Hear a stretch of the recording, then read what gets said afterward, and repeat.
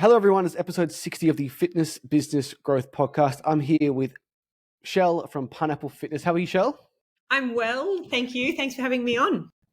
No worries at all. You're the third person I've had on from Newcastle. I think you may know the other two, Nerida from Lissome, of course. Go and Newcastle. I've had William Davies from Primabolics. So there's big things happening in Newcastle.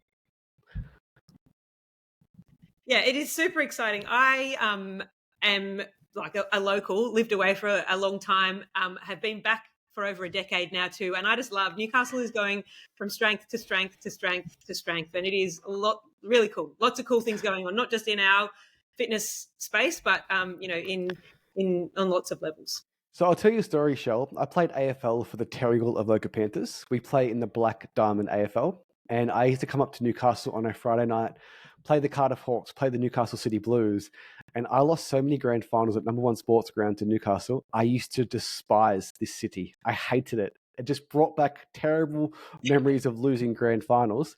And you wouldn't believe this. I can literally see the Cardiff home ground from my master bedroom window. Literally. I can see, like I'm looking down onto the field. You do that on purpose? So you've got like a thorn in your side, like just to... Well, Pastor Fields opened up after I moved in, so it kind of ruined it for me.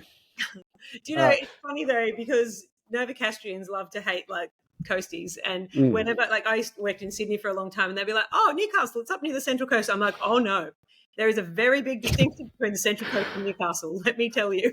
Well, Shell, do you want to hear our sledge to Newcastle boys at the time? It was literally coal mining mongs. Like, that's what it was.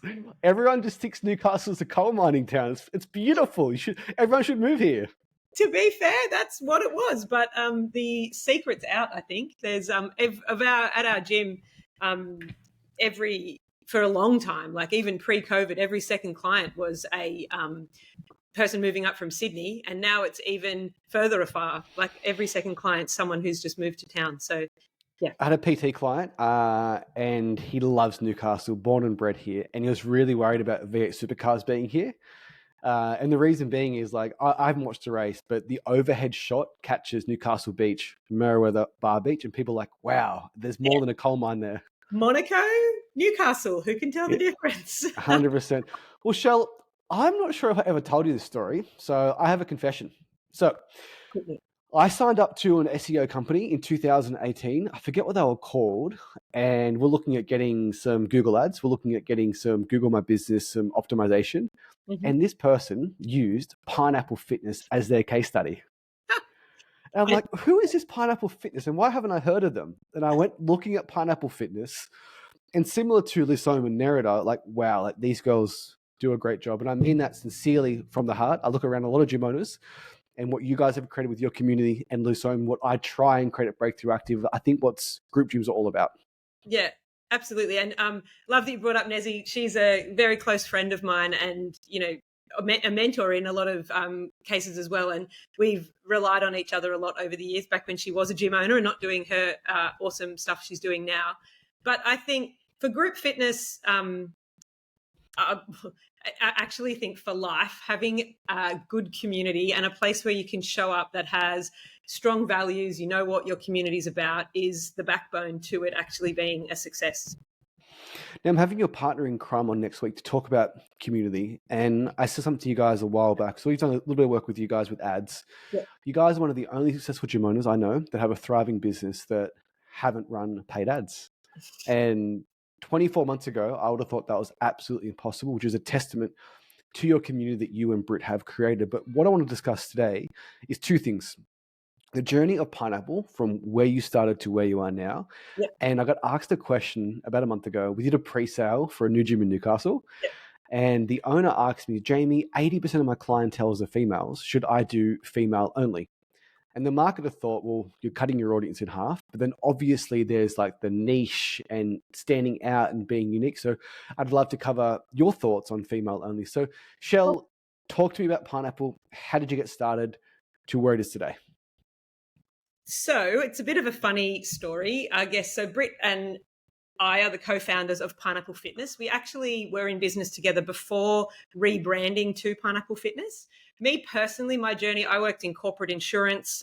Before that, I had fallen pregnant, moved home or had my baby, moved home to Newcastle, was still working in the corporate world backwards and forwards to Sydney, and was just kind of just looking to do something else. I joined this boot camp, which was called Bottoms Up Fitness, which is was outdoors at the beach. And I don't know, a couple of months in, I went to the owner. I'm like, so this mums and bubs part of the business, I could do this a bit better. I've actually got it. I love those opinionated members that tell me how to do my job better. I know, right?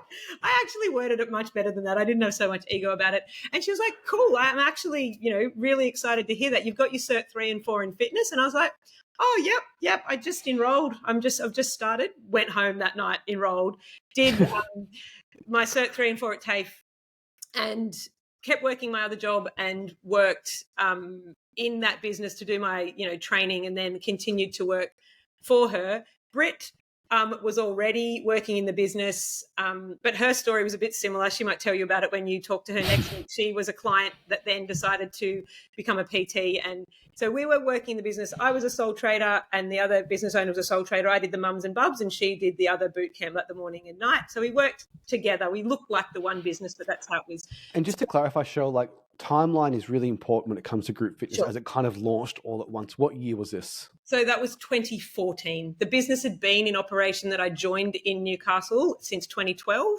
And that's early for group fitness. Yeah, it was basically the only one. It's been really interesting seeing the evolution of group fitness here in Newey. So that was 2014 that I told her I should do her job better.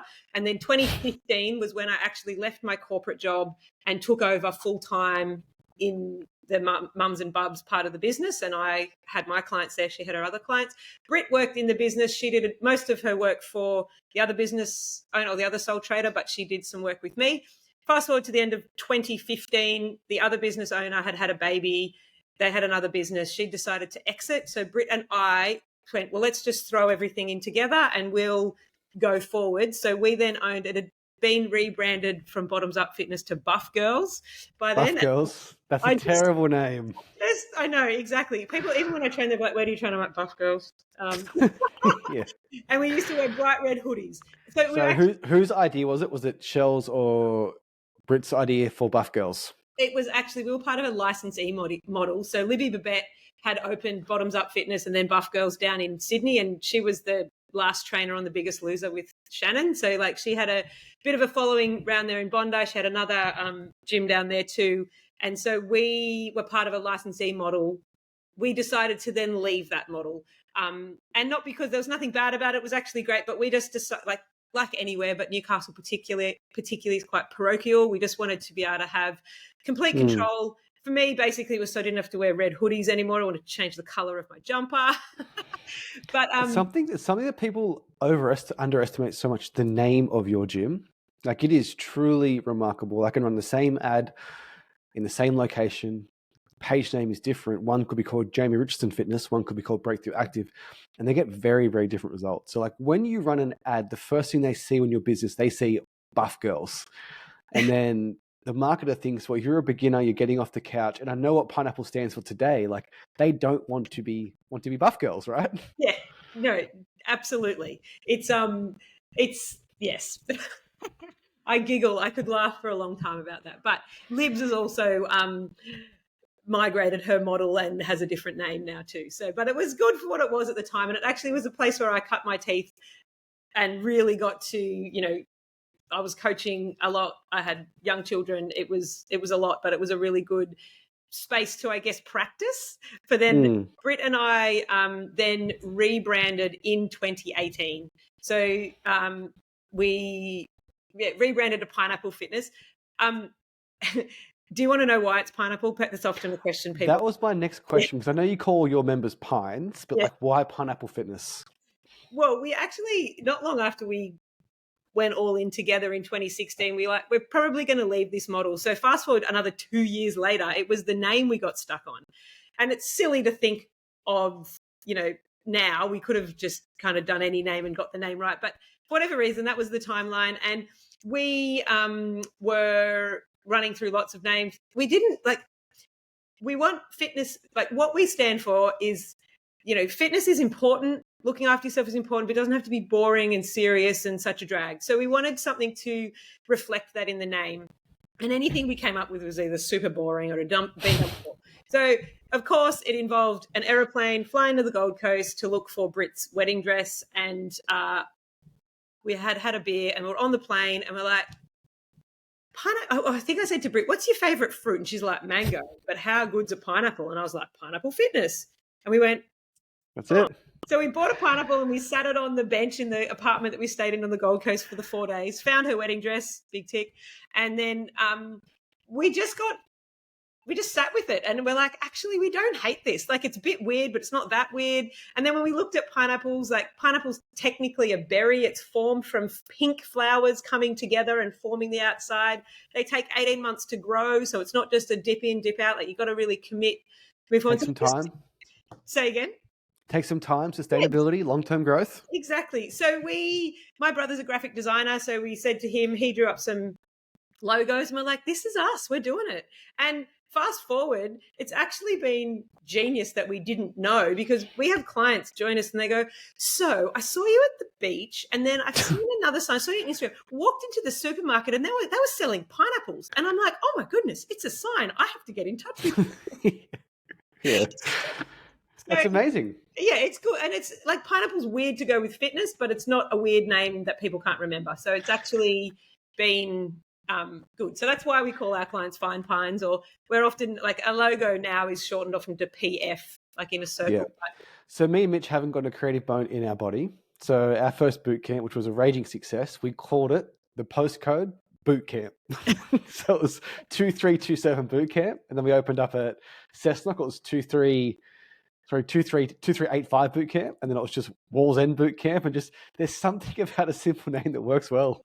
Do you know, in truth, right? Like, so why I said we took 2 years to come up with a name that eventually was like formed in a few minutes, we should have just gone with something, because there was nothing else stopping us from going ahead. And so was it a fear about the wrong name? Was it you can't turn back? What was what that's a long time to be deciding on a name.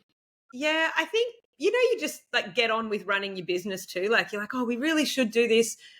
It'd be good to do this. But then you just get like, it was just Brit and I basically and another staff member. So you just get so deep in running your business rather than working on your business that it's probably not every day we're thinking about it. But also there was like, we really had a great relationship with Libby. We were probably a bit scared about leaving the licensee model. Like, can we do this on our own? Like, it's just going to be up to us. So just to jump in there, Shell, what did the licensee, obviously, so Libby she was the blonde-haired trainer on The Biggest Loser. The last season of The Biggest Loser. The last season. Okay, cool. And then like, what did the licensee model provide you? What was like, you're paying like a CrossFit fee, for example, you're paying her a fee? It was pretty, I can't even remember what it is now. It must have been like $500 or $600 a month. Like, it wasn't a lot. It just gave us, like, we could lean on them whenever we needed to. Like, we put our heads together in relation to any issues that we were facing. We could use some of their sessions that they'd written if we wanted to. We didn't have to. I guess it was just sharing some intellectual property. We shared the cost. We were with Mind Body back then. We shared the cost of some of that stuff. But it wasn't huge numbers that made it worthwhile staying in and sharing those costs. And when you and Britt started the business together, what was your relationship before you started? You mentioned that you're working alongside each other with another girl. Were you friends? Did the friendship... That's how we met. We met by being clients at the boot camp back in the day. But by the time I joined, Britt was already a trainer. So I guess I met her as a trainer, but she used to always work out with us and stuff as well. Before I told you, our two head trainers that have been with us for like 7 years now, they were both members. One, Steve, lost 35 kilos. Another one was Brody, and she was just the world's best member. The member that would go up to the least fittest person in the room, the person on their first day, shake their hand and pair up with them. And that is just the best quality in any member. Oh, isn't it? Yeah. Yeah. So good. And I think when someone's like lived and breathed that, had their own transformation inside of the space that they're now going to, be part of, it's invaluable. It's really cool. 100%. With Pineapple Fitness, so at that point you were buff girls and you were under licensee. Did you move into your Carrington facility then, or were you still outside? Did you have a smaller space? That's also a funny story too. So we had this boot camp that was thriving. It was going from strength to strength. We then went, it rains sometimes in Newey. We should get an indoor space. Plus, also the boot camp equipment was stored in my garage, and our office was in our garage, and we were renovating. It was just time to like get a space. So we got a little space in Carrington that was like maybe, I don't know, 30 squares. We did a few sessions in there. It got people out of the rain. It was way too close to neighbours. We got in trouble with council all the time. So we had that for 12 months.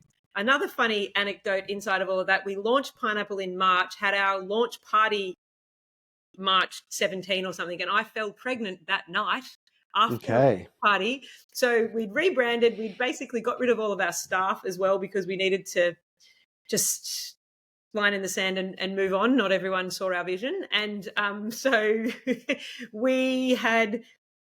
So that happened in the year. Then when we were like, we need to leave this tiny little space and get a bigger space so we can actually bring our groups in here when it does rain in Newcastle and not upset the neighbours. So just to confirm, you had a small space that you'd use when it was raining, maybe some semi-private, some PT, but you were still running boot camps outdoors like you do today? Yeah. Yep. That was all we were doing. That's the only thing we were doing. We didn't have any. Well, we had individually, the coaches had like maybe I had 1 or 2 PT clients, which we would use the space for, but it was. So for anyone listening, there's a really great story in that. So we got started outdoors and we had like over 100 members outdoor. It was wild. And we were paying like $100 a year for the park. And you feel as though that you need the facility. You feel as though you need the next thing. But the second you do that, there is leases, there is lawyers, there is council issues. And I guess what I'm saying is one of our most successful owners that we work with is a guy in Brisbane called Chris Hennessy, the Outdoor Club. They have 200 members outdoor, right? So there's something magical about being outdoors and people gravitate towards it. And the word boot camp, I love boot camp. Like if you open up a boot camp in Newcastle, oh my God, there's a new boot camp. You open up a new gym, people are like, another gym, of course, right? So like, I guess what I'm saying is for anyone out there, starting in a park is a great idea. Like prove your concept, get your audience, and then move indoors. Well, what it allowed us to do, which we weren't super conscious of it at the time, is we had extra cash lying around to be able to go and sign a lease on the next lease we signed, which I signed in Labor, was for a space that was like, I don't know, 180 squares. And we were literally sitting in the office one day and we're like, it doesn't rain that much in Newcastle. We should totally do something with this space now we're paying rent for it. So that's then how we decide. We run small group strength and conditioning sessions, and we also run semi-private sessions, which we still do today. It's like morphed and changed a little bit over the time, and that's not even the facility we're in now. We're in that facility for 2 years, and it was a falling down, dingy, gross. The engineers down the road to smoke ciggies, and you could smell that some classes. So the space that we're in now is the one we've been in. We signed the lease on this one on the first day of the second lockdown in 2021. So that was fun too. Okay. So question, when you first moved into your first facility, you had a budget in mind of what this would cost, i.e. the lease, 3 months bond, the conveyancing fees, fitting out the equipment. Now, gym owners will say, oh, I can do that for about $10,000. I'm like, no, you can't. like whatever you think, just add $20,000, $30,000 just to be safe. Well, I think because we weren't trying to set up an indoor facility, we actually did just go and hire out this empty shed. We bought some gym flooring, and then another mate said, oh, there's another mate's gym shutting down. So we bought his secondhand rig, and it's all a bit higgledy-piggledy because we weren't actually being like, this is our offering, this is what we're launching, this is what we're doing. We just thought, oh, it'd be cool to have that stuff for when the clients come inside sometimes when it rains. I love this story so much, Shell, because like it's exactly what me and Mitch did. We've never had debt on the business. We just always like the direct debit from being outdoors has funded the indoor location, has funded the second location. And it is still like a crazy, I'm not against franchising. I'm not against whatever you want to do. But the idea that you would just throw down $500,000 without just, hey, like I'm going to start a boot camp in the park for 10 people and just see how it goes first. Like it's a 5-year lease, 5-year commitment. Do you like fitness? Will you like it in 5 years? Are you going to want to pay that rent month 60? Like there are a lot, like I'm not saying they're bad or good, but just so much goes into it. And isn't the burnout rate for a PT like 9 months now? Like, something crazy. It's getting drastically shorter and shorter. And, I've been a PT for, this is 10 years this year. And my relationship with it's changed over the years, and being able to kind of morph and grow with it and where my passion, like, and I've gone from having small children to having more grown-up children now. So where my time is available, what I care about so passionately shifts and changes too. And that can be expressed in your business as well. So yeah, 100%. And like, I think me and Mitch are 10 years, July 27 next year. I haven't met anyone that's made 10 years, so congratulations. oh, Pretty rare. And you can congratulate Britt too. She's just ahead of me. She would have celebrated 10 years last year. Yeah. She's also 11 years younger than me as well. So Also, your journey is really interesting too, right? Because like you see Pineapple Fitness, you think success, but they didn't see you and Britt working for another girl. They didn't see you going all in together on a licensee. $50. They didn't see you going to 2 different facilities, right? You just bounced and bounced around until you got to the final destination, and you're still not done. You're still improving every day. 100%, yeah. And I think that is, it's like, people do that Instagram versus real life.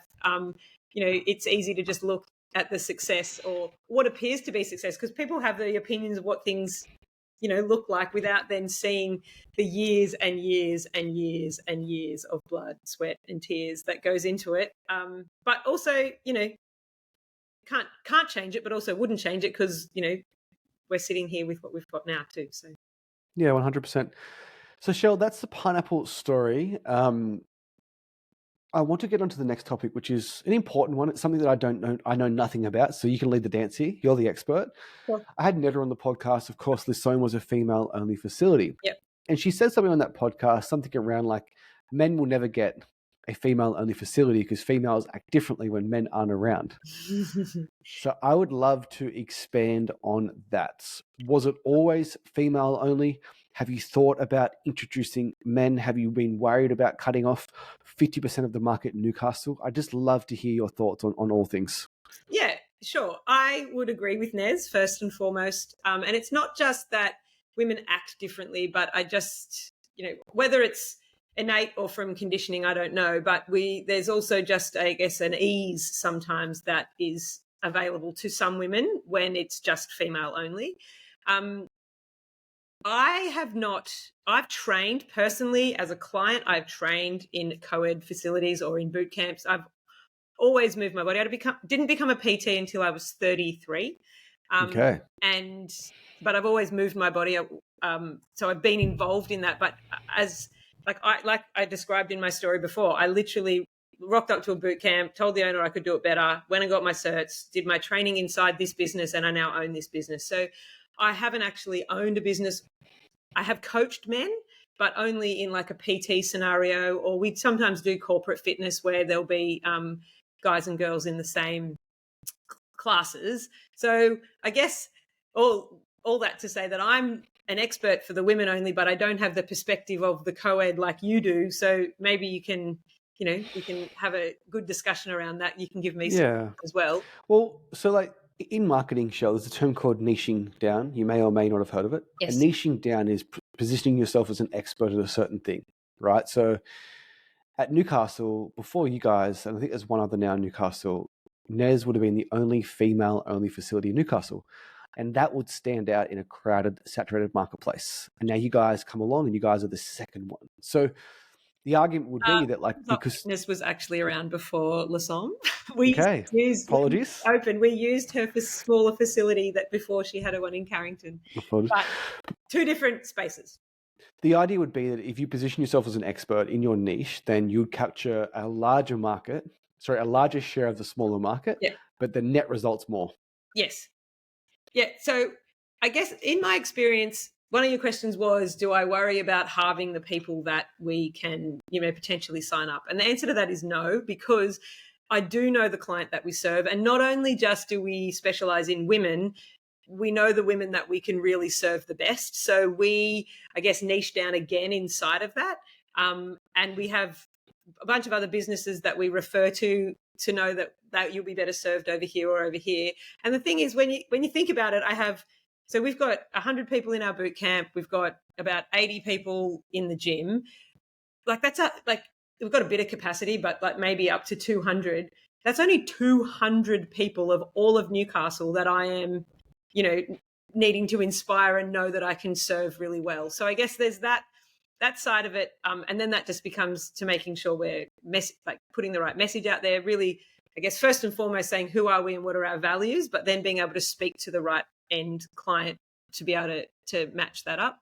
But there is something I actually I love that we're women only. Like, it is so good to be able to really specialize. There's so much incredible current, like new research coming out for women and training, particularly. Stacey Sims is someone that we have followed up for a while, and she's got a lot of good things to say and research. And her tagline is "Women are not small men." So whilst I actually personally love to train alongside a male, because I personally like that. I kind of rip in and it's competition. That's how I'm motivated. But not everyone is motivated that way. And I think being able to, well, I know actually from our experience, to be able to really intimately understand the differences of what it's like to be a woman, training in line with your cycle. We have lots of women who are in that perimenopause and then pre and post menopause state, which is a whole other thing. And it's not that you radically overhaul the way that you do things. It's just that there's some really significant tweaks that can bring about some tweaks that can bring about really significant change and outcomes for our clients, because we can specialize in those particular. And going back to niching down, so you've niched down twice. So you've halved your market going to women, and then you have a particular type of woman that you want to work with. Who is that avatar? Because 100 bootcamp members, 80 gym members is quite successful. So who have you identified as the person that you want to serve? And what is the type of messaging you've been putting out there to attract that perfect person? Because I'm sure you've seen it too. Like, you can attract the wrong people and they just completely ruin the dynamics of a class. Yeah. So I guess an avatar, you often go like, it's if I was to describe myself, I'm like a woman who lives in Newcastle and they're 42, and so whilst we do look at an avatar that way, I think we almost flip it a little bit and go, we need to make sure that we are really clear about who we are and what are the pineapple values, so that then because the client can look a little bit different, but people can have common values even if they're 35 or 45 or 55. And so we've found that if we're really clear about who we are and what we stand for, we're then able to find those people as they're drawn to us. And so I guess we are not your place to come to if you're wanting to do 6 weeks to sexy. And, you definitely do body. We can transform your body here, but we are about inspiring people to fall in love with fitness and having that as a lifestyle and a way of life. So we only offer 12-month memberships. So you coming here to commit to yourself. So I guess that's not really a value necessarily, but it's people who are looking. No, I like that show, right? Because part of your values is identifying what do you stand against. For sure. And I find it's quite easier to work out what you stand against. If you want to come to Breakthrough Active with your headphones on, not the gym for you, like, we're going to be chatting your ear off, and you better be chatting to the members. Well, so that was going to be my, not second in order, but just like another one of our values is that you're actually wanting to come and be in community with people. And it's not that you have to then spend every waking hour outside of the gym with people, but when you show up, everyone's going to be like, hello, and it's going to be a high five when you're done. And, we really want to be people that stick around and are part of what we are excited to be part of what we've built, is people who, really do love that community aspect. And, we do go and have a gin together every now and then, or we'll go and do different things. So there are opportunities for people to connect outside of classes, quite a lot actually. And that's, I think, why we then attract people who are moving from interstate or from Sydney or whatever. They're able to then, we often joke that we're a community group with a fitness problem rather than the other way around. But, we take our training very seriously. But so with being female only, yes, if you survey your customers or you ask them, how did you hear about us? What attracted you to our business? yes. What percentage of times do you hear like, oh, I just wanted to find a female only facility? And that's what they lead with first before they fall in love with the community and understand more about your values? I would say 60% of the time. 60%. Yeah. That's amazing, right? So 6 out of 10 people, they reach out to you originally because it's female only. Good to clarify though, they don't search, like some, but not a lot search female only gym. But when they do search like gyms near me or whatever, then they will be like, oh, that one's women only. Yes, please. I want to do that. So Yeah, it is definitely a big factor. And we do speak to our clients about even some who, might train a couple of days a week with us, but then they're part of a running group or something which isn't women only. And they said it just does provide this almost a sacred space. Like, you can rock up to the gym. One of the questions we ask our clients before they start, all right, just check in with how you're going. Like, how's your sleep? How's your stress? How's that? Where are you in your cycle? Like, let's just be real with where we're showing up to. Yeah, I'm not asking that question. Yeah. And it's like, we know, like I used to think my body used to let me down. Why could I do one thing one week in the gym and the next week it felt hard and then it felt better? I'm like, my body's crazy. But in actual fact, our body has ebbs and flows. So we're asking them to check in, and not everyone is happy to engage with that content if there was potential male. Speaking of women's health, Charlotte, me and my beautiful wife, Ellen, are trying to have a baby. Yes. And I thought it was just like, all right, we just see how it goes. It is an absolute science experiment. I'm learning so much through this app of the body temperatures, the days, ovulation. It really is complicated. It is complicated. It's pretty fascinating, and it blows my mind in an incredible way as well. That having babies, it's actually, for all the things that have to line up, it's actually incredible that anyone has a baby, let alone. Yeah, and they fall pregnant without trying. That was how is this an accident? That happens too, right? Yeah. So, Shell, what's something that I don't know about training females that you do based on your experience? Well, I guess, and I've done 10,000 sessions. I think the actual training, the squats, the all that is fairly similar, but I think it's being able to see.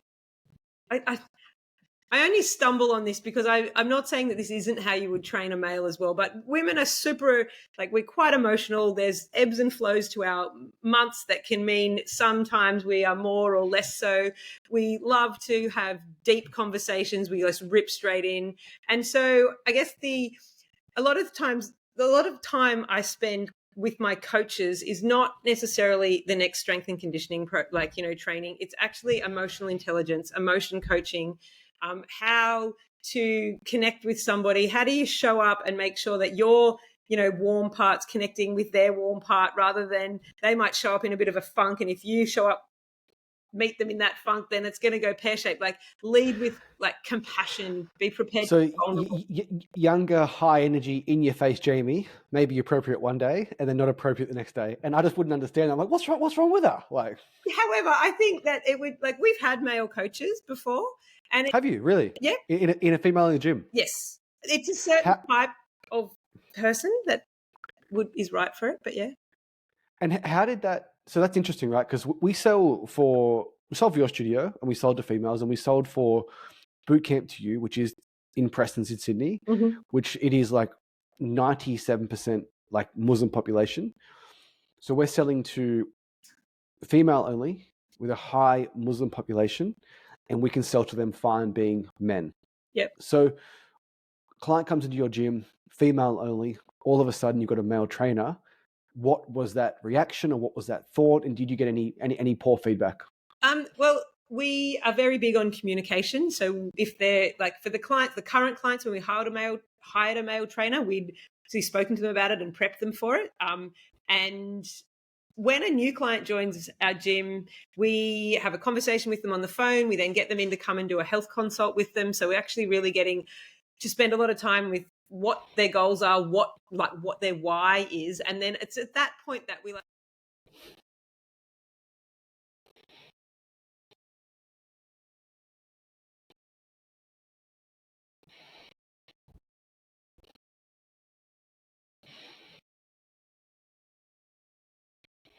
Yeah.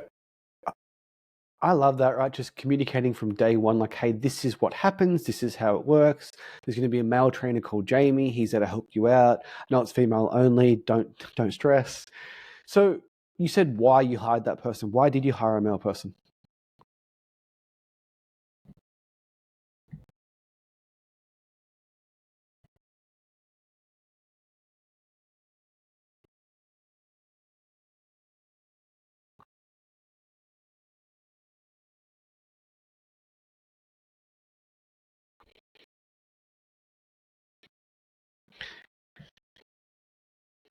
That is quite the vetting process.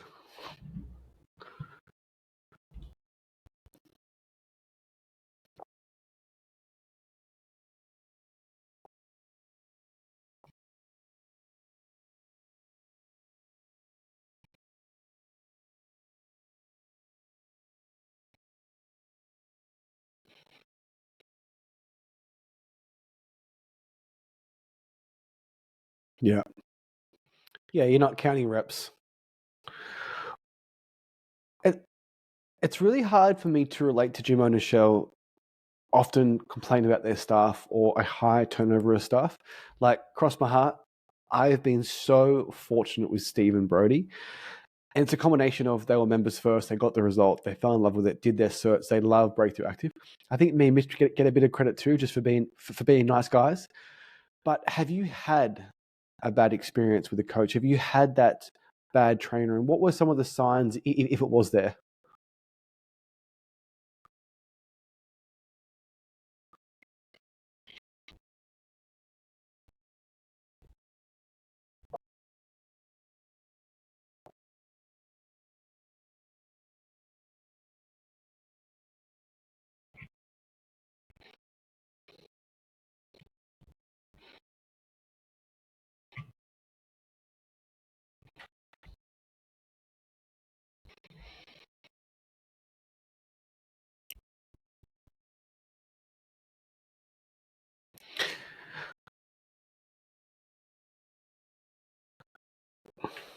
Yeah, and I just like firing is not my strong point. Like, I haven't got the patience for that. Like, it's difficult to teach soft skills, and what you expect to be normal is in, like, say hello, how are you, how's your day, read their body language, be empathetic.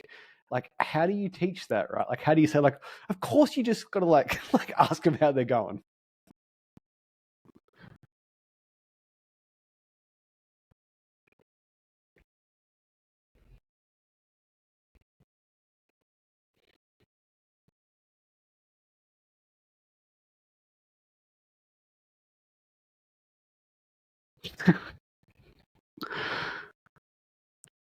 Do you ask those questions about what's your spirit animal? Like, what are some of the questions?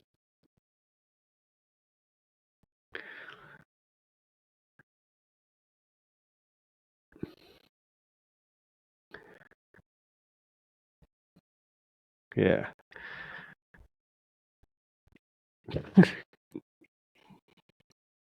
yeah.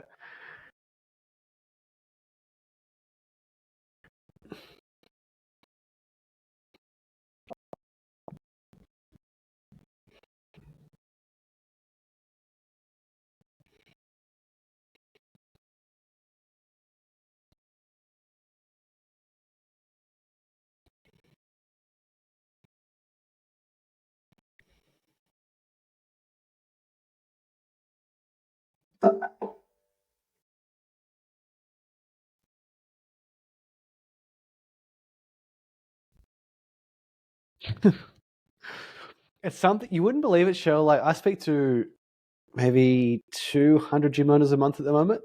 And so often I hear the toxic story that the bad boy was sleeping around with all the members. And there's just these mass exoduses. And I've just never had to deal with it at Breakthrough Active. I can't even imagine what that would be like and what that environment would feel like walking in there.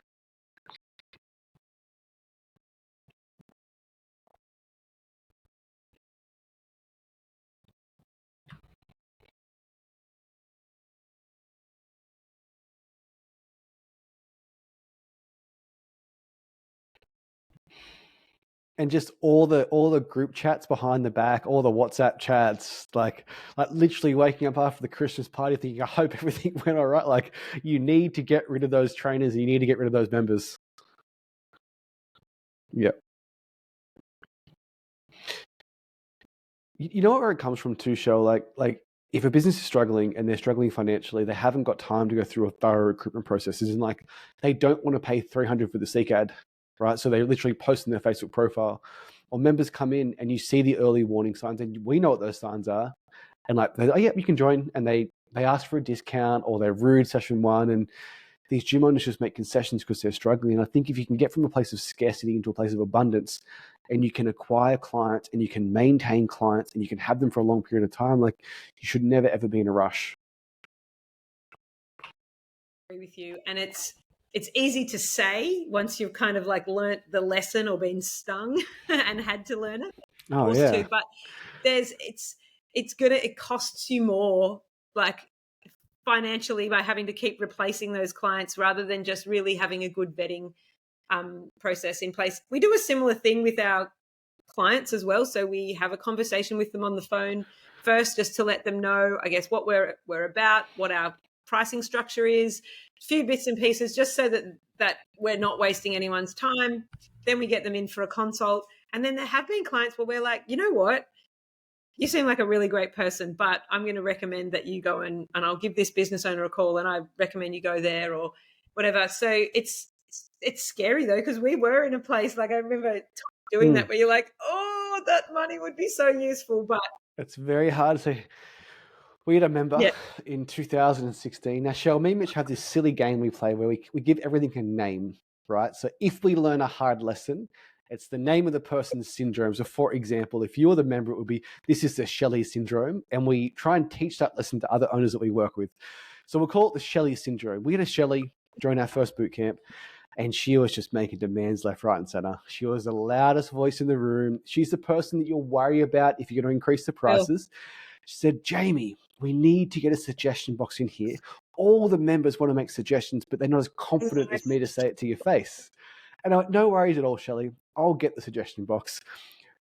Ripped down between 11 and 4 to Kmart, got a suggestion box, opened it the next day. There was 28 suggestions, all in the same handwriting from Shelley. At least change the pen. And whenever I say gym owners, hey, you need to increase your prices, here's the email that you send. And I said, and there's 3 people that you're worried about, and they're going to pop into your head right now. They're like, yeah, I know who those 3 are. Fucking get rid of them. As hard as that is, just get them out the door. Like, you cannot let 3 people that are going to cancel eventually ruin your business or dictate how you do things. And so what we do when we have any kind of, because I welcome feedback. I'm always here for feedback, and I now know how to just listen and either go, going to take that on board or get rid of it. But from a like price increase, or if you're bringing in new, like a change into the gym and you get those people, it's like, we know that they're going to have a problem. So what we're going to do is love them and release them. Love and release. Like they can, it used to keep us up at night. Like, email already. Oh my goodness. And now we're just like, I welcome it. Come on, tell me what you think and I will let you keep walking. So some gym owners I talk to show their prices are like $35 a week.